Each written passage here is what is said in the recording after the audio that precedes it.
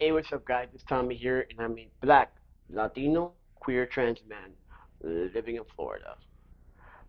So, quick life update, and I hope you're having a great day. By the way, I hope that things are doing well for you. Uh, things are going okay for me.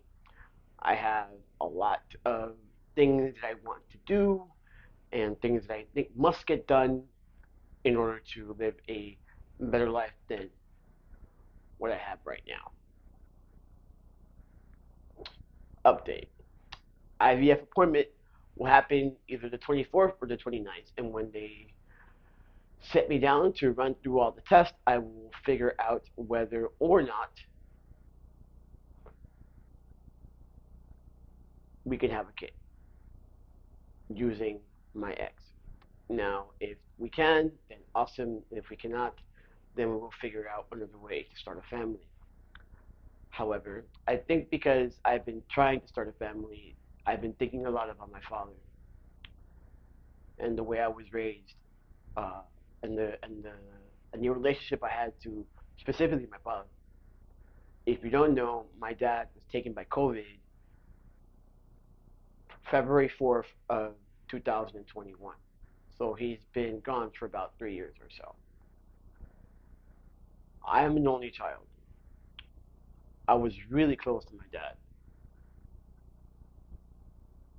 Pure Latino close. Like, my dad was a good dad. My dad was a great father. He was an excellent father. So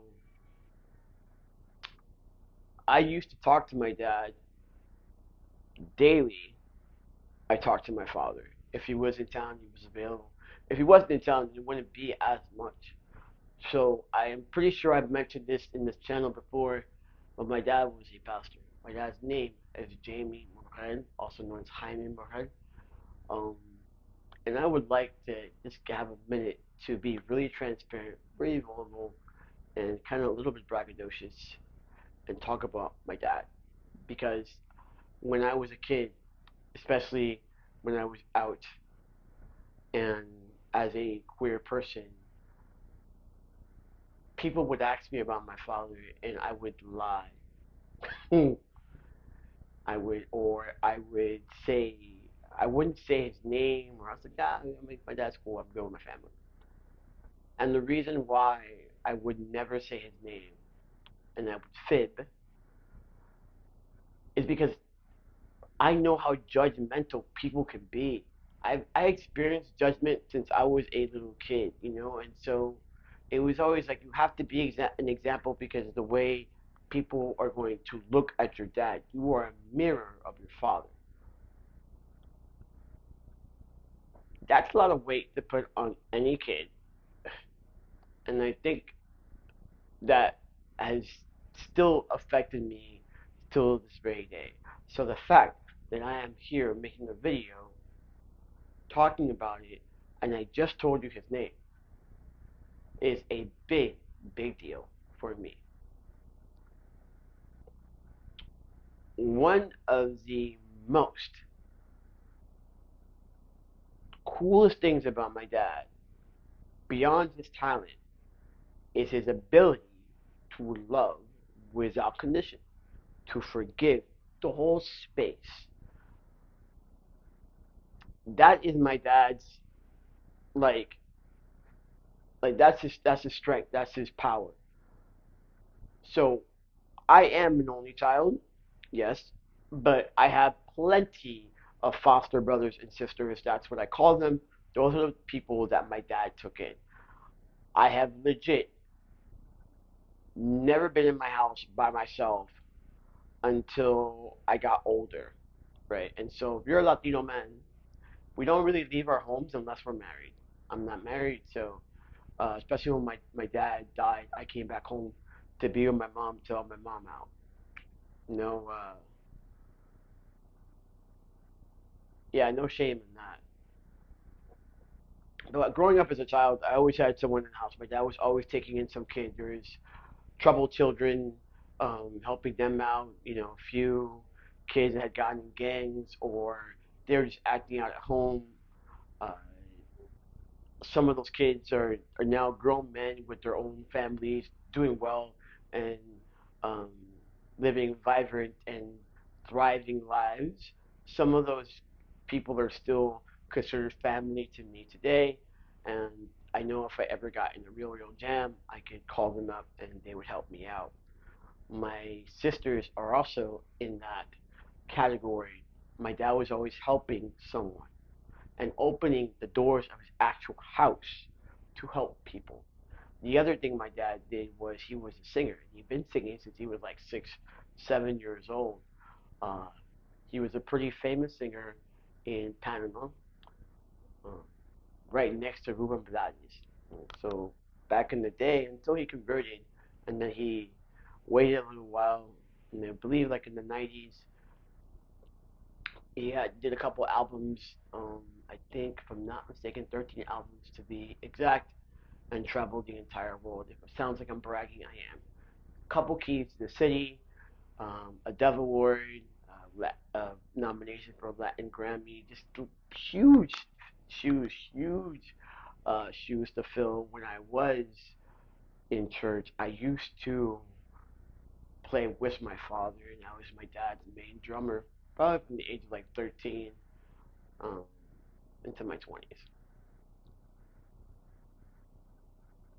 And my dad loved me unconditionally the entire time.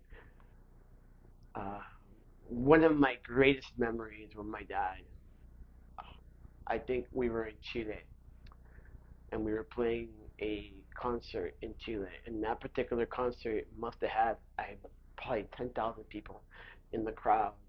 And my dad was singing, doing his thing, and everything was perfect that night. The drums that I asked for, the music. I had a monitor back to so I could hear myself. That was like my height basically. And then we left the stage like the Beatles. It was like the most perfect night. And I'm thinking like, there's not many kids that get to say that about their parents. But those were my memories of my father. My memories of my father.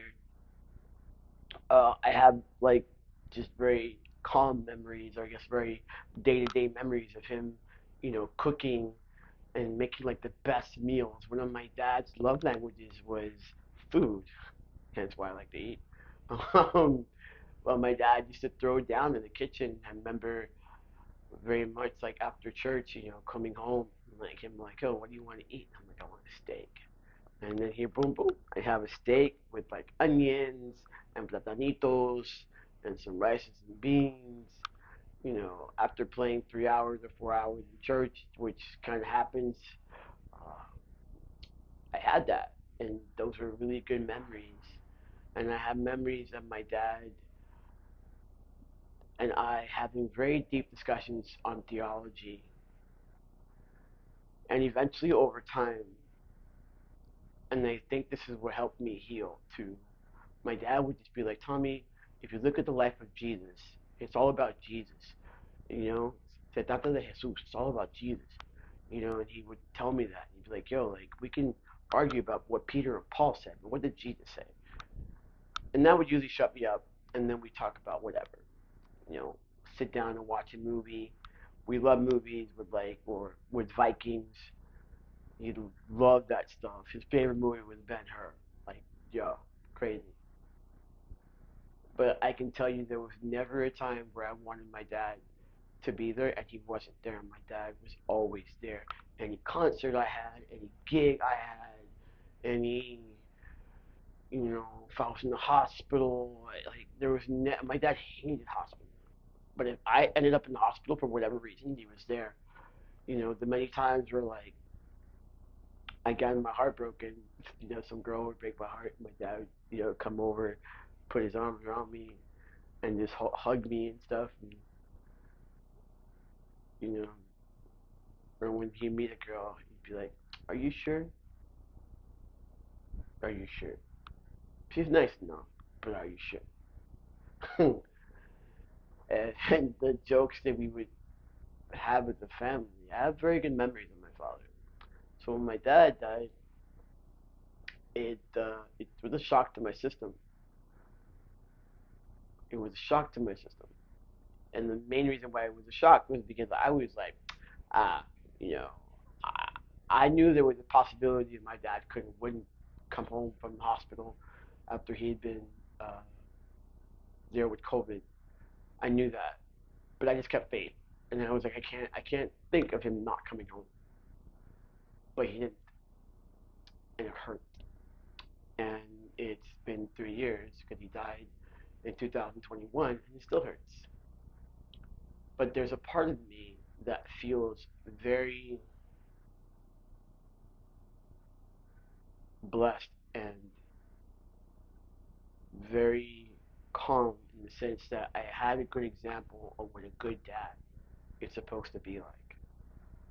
I had a good example of what unconditional love looks like. I had a good example of what support looks like, or what evolution and people evolving and growing.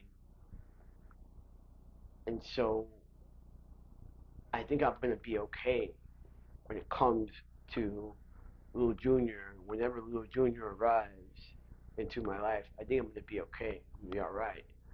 But it's still rather scary in certain senses. But be blessed, and I hope love finds you today. Have a good one.